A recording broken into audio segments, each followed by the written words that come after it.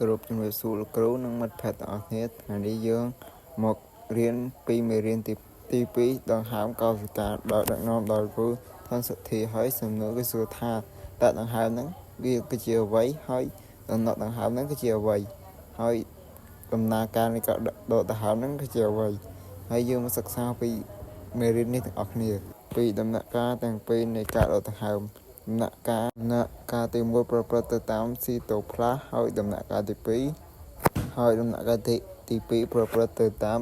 មីក្រូទស្សន៍នៃកោសិកាហើយនេះជារូបរបស់វាហើយយើងចូលមកចំណុចទី3ការប្រៀបធៀបស្មីសំយោគនិងការដកដង្ហើមហើយនេះជាពេលវេលាឬកន្លែងដែលវាប្រតិកម្មហើយដូចនេះយើងមកសង្ខេបពីមេរៀននេះទាំងអស់គ្នាមួយការបកប្រែខ្លឹមសាររូបខាងឆ្វេងរស្មីសំយោគកន្លែងប្រតិកម្មទៅក្នុងស៊ីតូផ្លាសដំណើរការឧស្ម័នកាបូនឌីអុកស៊ីត2និងទឹកH20មានប្រតិកម្មជាមួយគ្នាដោយប្រើថាមពលពន្លឺថ្ងៃដើម្បីផលិតបានជាក្លូយកូស C6H12 O6 និងអុកស៊ីហ្សែន O2 បំលែងថាមពលនិងពន្លឺព្រះអាទិត្យបំលែងទៅជាថាមពលគីមីនៅក្នុងក្លូយកូសហើយដង្ហើមកោសិកានឹងទីកន្លែងរបស់វាហ្នឹងគឺប្រព្រឹត្តនៅក្នុងមីក្រូទ្រីនដំណើរការក្លូយកូសនិងអុកស៊ីហ្សែនមានប្រតិកម្មជាមួយគ្នាដើម្បីផលិតជាឧស្ម័នកាបូឌីនិកទឹកនិងថាមពលបំលែងថាមពលគីមីក្នុងក្លូយកូសបំលែងទៅជាថាមពលគីមីអាធីតេសម្រាប់ប្រើប្រាស់ក្នុងកោសិកាហើយយើងចូលមកចំណុចទី2ការប្រៀបធៀប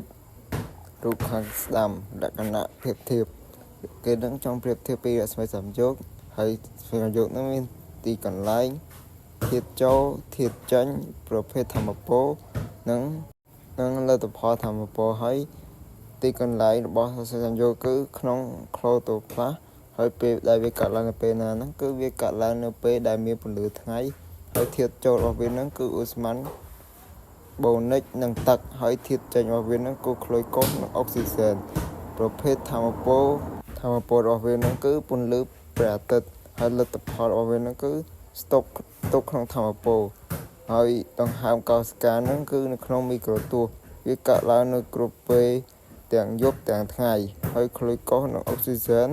ឧស្ម័នកាបូនឌីអុកស៊ីតនិងទឹកសម្ព័ន្ធគីមីក្នុងអាហារបញ្ចេញថាមពលហើយទាំងអស់នេះវាគឺជាធាតុចូលធាតុចេញប្រភេទថាមពលលទ្ធផលថាមពលយើងចូលមកចំណុចទី3ការប្រៀបធៀបរស្មីសំយោគនិងដង្ហើមកោសិកាមួយការប្រែពាក្យកន្លឹះក្លូយកូលីស៊ីនឹងគឺជាការបំបែកស្ករហើយស៊ីតូផ្លាសនឹងជាមជ្ឈដ្ឋានរាវក្នុងកោសិកាមីក្រូតូទ្រីនឹងរោងចក្រផលិតថាមពលរបស់កោសិការូបរាងដូចគ្រាប់សណ្ដែកពណ៌ទឹកក្រូចប្រតិកម្មត្រៀមការបំបែកអាស៊ីតពីលុយអស់ទៅជាអាសេទីអង់ទីបហើយវត្តអាស៊ីតស៊ីត្រិកនិងវត្តអាកេបខ្សែច្រវាក់ដឹកជញ្ជូនអេឡិចត្រិក ATGP ថាមពលដែលកោសិកាប្រើប្រាស់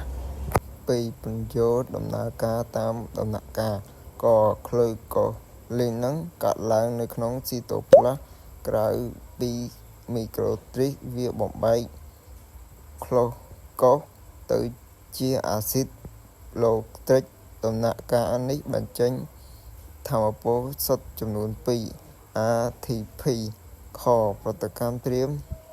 អាស៊ីតពីក្លូតេកចូលទៅមីក្រូតូទ្រីនហើយបំលែងខ្លួនទៅជា COR ដើម្បីត្រៀមខ្លួនវិវត្តបន្ទាប់ក្នុងវគ្គនេះវាបញ្ចេញឧស្ម័នបូឌីអុកស៊ីតខ្លះចេញមកក្រៅ3វគ្គអាស៊ីតស៊ីក្លិកកើតឡើងនៅក្នុងម៉ាស៊ីនទីនៃមីក្រូទ្រីនវាបន្តបំបែកម៉ូលេគុលអាហារនិងបញ្ចេញឧស្ម័នអេឡូស៊ីត2ជាកាកសំណល់វាបង្កើតថាមពលចំនួន ពីអាតេពបន្ថែមទៀតខខ្សែច្រវាដឹកជញ្ជូនអេឡិចនេះជាវគ្គចុងក្រោយនិងសំខាន់ជាងគេបំផុតដែលកើតឡើងនៅលើផ្លាស់ក្នុងនៃមីក្រូទស្សន៍ត្រីវាប្រើប្រាស់អុកស៊ីសែនដែលយើងដកដង្ហើមចូលហើយដើម្បីទទួលអេឡិចត្រូននិងបង្កើតជាទឹក OH2 វាផលិតថាមពលជាច្រើនលើសលប់ពី32ទៅ34 ATP សេចក្តីសន្និដ្ឋានក្នុងដង្ហើមកោសិកាមួយលើកសម្រាប់ក្លូតូផ្លាសមួយម៉ូលេគុលសារពាង្គកាយយើងអាចផលិតថាមពលសរុបរាប់ពាន់ប្រហែលជា36ទៅ40 ATP ហើយយើងចូលមកចំណុចលេខ3គឺប្រៀបធៀបរស្មីសំយោគនិង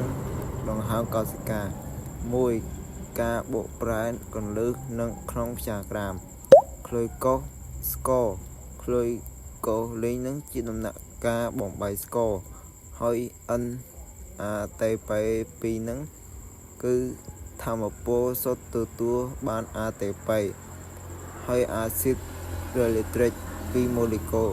ការផ្ដើមហើយចូលមកអាស៊ីតឡាទិកហ្នឹងវាមាន2ម៉ូលេគុលហើយម៉ូលេគុលដឹកជញ្ជូនអេឡិចត្រូនអ្នករងចាំទទួលនឹងបញ្ជូនថាមពល2ពន្យល់ដំណើរការនៃផ្ដើមអាស៊ីតឡូឡាក់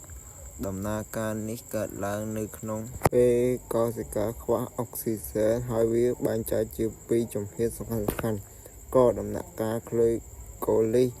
ស្ករក្លូកូសត្រូវបានបំបែកទៅជាអាស៊ីតតូលីត្រិកចំនួន2ក្នុងដំណាក់កាលនេះវាបញ្ចេញថាមពលចំនួន2 ATP សម្រាប់ឲ្យកោសិកាប្រើប្រាស់បានភ្លាមនិងបង្កើត ATPN ក្នុងដំណើរការនេះវាបញ្ចេញថាមពលចំនួន2 ATP សម្រាប់កោសិកាប្រើប្រាស់ភ្លាមវាអាចបង្កើតបានពី NADN ដែល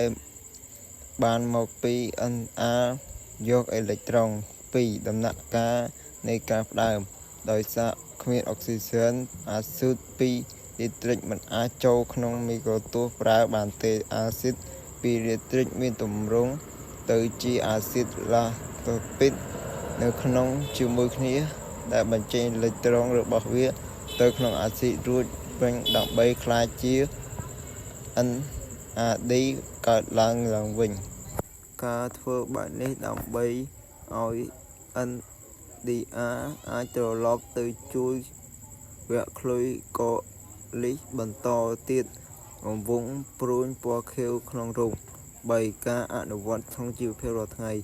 ដូចដែលបងប្អូនឃើញដោយរូបខាងឆ្វេងការផ្ដើមប្រភេទនេះត្រូវបានប្រើប្រាស់យ៉ាងទូលំទូលាយការធ្វើកសក់ប៉ារ៉ាស៊ីតបំលែងស្ករបន្លែទៅជាអាស៊ីត